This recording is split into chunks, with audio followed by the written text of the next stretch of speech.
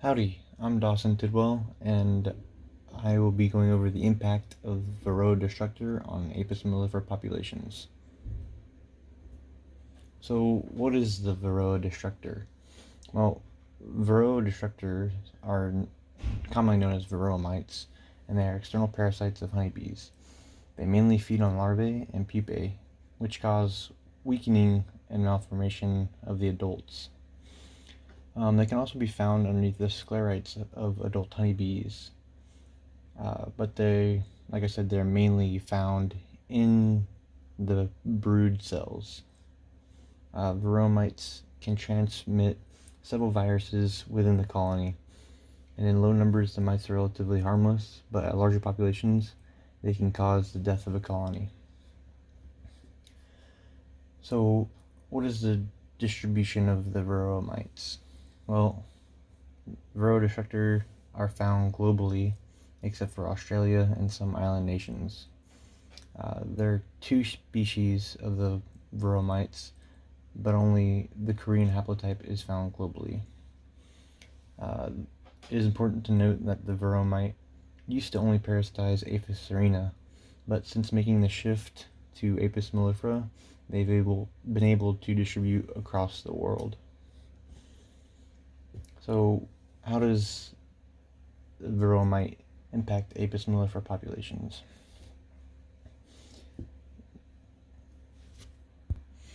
As mentioned before, the Varroa mites infect the worker brood cells primarily, and that is because the Varroa mites feed on the hemolymph of larvae.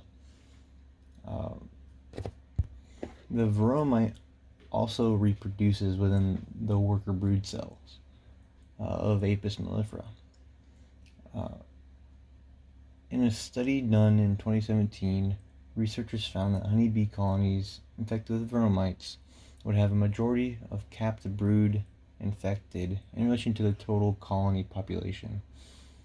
Because the brood are infected at far higher rates, it affects the longevity of the hive by causing different diseases and viruses.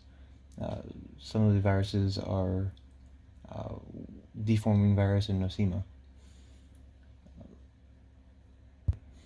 The main issue that is noted from the larvae being the priority or primary target of the Varroa mites is that these brood are expected to replace the current adult honeybees, but since they have been infected and parasitized, their abilities to carry out the jobs or the roles of the previous adults has been hindered.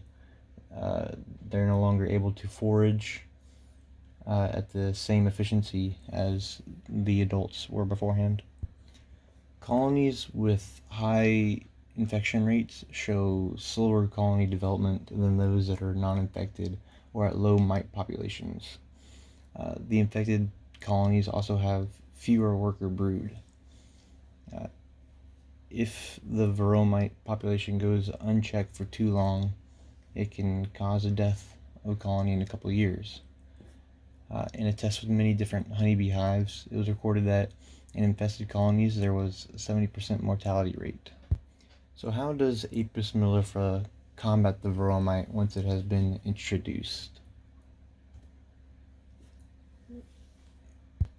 Not every Apis mellifera colony has adapted to be able to detect the Varroa destructor, but there are some colonies that have become resistant to this mite. These resistant colonies target the infested brood cells and remove the larvae before the mites can reproduce. In a recent study in 2020, it was found that some colonies have specific hygienic behavior called Varroa-sensitive hygiene that targets Varroa-infested captive brood cells. This allows the colony to eliminate the parasite before it has a chance to reproduce.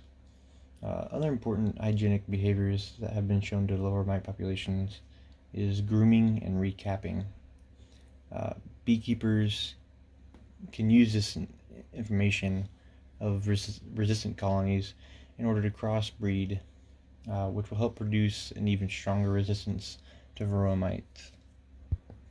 So when the varroa destructor was first introduced to Apis mellifera, the impact is very great because the honeybees hadn't adapted to being able to be resistant towards the varroa destructor.